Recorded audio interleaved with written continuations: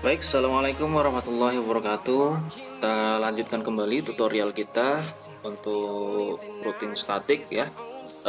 Di tutorial part 2 ya, yang bagian yang kedua itu sudah kita selesaikan untuk static routing pada router 1 dan router 2. Nah, untuk di pertemuan kali ini kita akan menyelesaikan konfigurasi di router 3 ya. Sehingga nanti semua router ya, mulai dari router 1, router 2 dan router 3 itu dapat saling komunikasi ya, dapat saling ngeping lah ya istilahnya, dimana tiap-tiap network yang ada di masing-masing router itu kan berbeda IP-nya ya. Jadi fungsi static routing yaitu ya untuk menghubungkan beberapa network yang berbeda ya. Jadi antara network 1 ya, network 2, network 3 itu kan IP-nya berbeda sehingga dapat saling berkomunikasi ya. Oke, langsung saja kita lanjut ke konfigurasi router 3 ya. Kita buka virtual mesinnya ya di router 3 ini. Kita jalankan terlebih dahulu. Ya, di sini posisi router 1 dan router 2 itu masih running. Itu biarkan saja ya. Kita lanjut ke konfigurasi router 3 nya.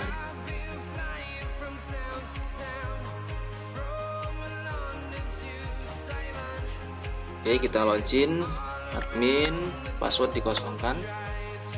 Oke ya, kita rubah nama mesinnya menjadi router 3, sistem identity set name R3. Oke, seperti ini. Kemudian kita cek interface-nya ya, interface PR. Ya, di sini sudah ada dua interface ataupun dua header ya, header 1 dan header 2. Jadi langsung saja kita buat IP address terlebih dahulu ya. Kita buat IP address terlebih dahulu.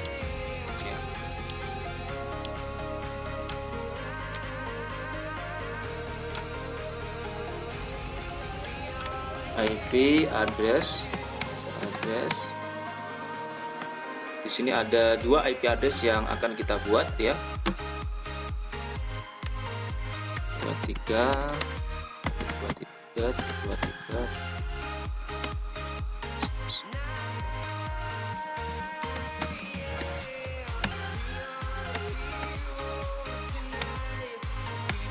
tuh ya. Jadi interface di header 1 ini IP-nya adalah 23 ya, 23.23.23.3 ya, seperti itu. Nah, jadi jangan sampai salah ya. Sekarang kita cek dulu ya, kita cek terlebih dahulu. Nanti kalau semisal kebalik ya tinggal kita rubah saja ya. Kita rubah saja nama jaringan internalnya ya, jaringan internalnya. Nah, kalau kita lihat di perencanaannya ya, di perencanaan di IP address ini, untuk router 2 yang gateway-nya satu network dengan router 3 ya, ini kita perhatikan. Ini ada pada header 2 ya, router 2 ini IP-nya adalah 23.23.23.1.2 ya, /24. Nah, ini kita cari ya, kita cari network 23.2 itu yang sama networknya dengan router 3 ini. Nah, di sini ada pada header 1. Artinya kita konfigurasi tetap di header 1 ya, ataupun adapter 1. Cuma nanti INT name-nya itu kita samakan dengan adapter 2 di router 2 ini ya. Oke lah, kalau sekarang mungkin berbeda ya. Untuk INT name-nya di header 1 ini adalah INT net 1 ya. Kemudian INT net di header 2 ini adalah INT net 2 ya. Nanti tinggal kita tukar saja, nggak masalah itu ya. Oke, sekarang kita lanjutkan. Kita lanjutkan router 3 ya.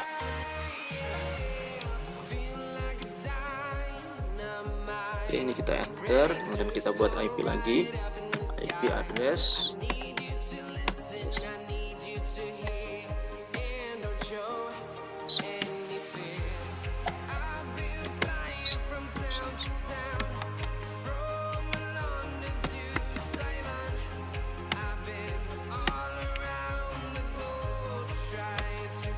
cek address. Oke, sudah. Kita buat IP rootnya, IP root dst address 12 root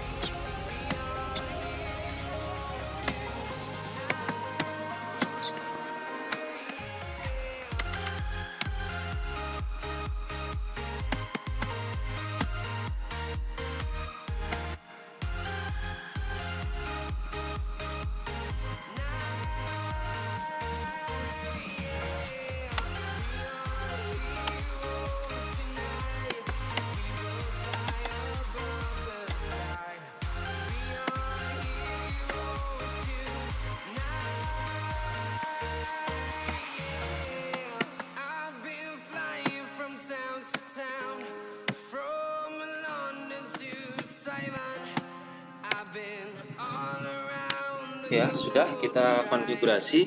Nah, sekarang coba kita ngeping IP router 2 dan IP router 3 ya. Dari router 3 ini kita coba ngeping mulai dari gateway-nya, kemudian IP address yang lari ke komputer lain ataupun komputer hostnya.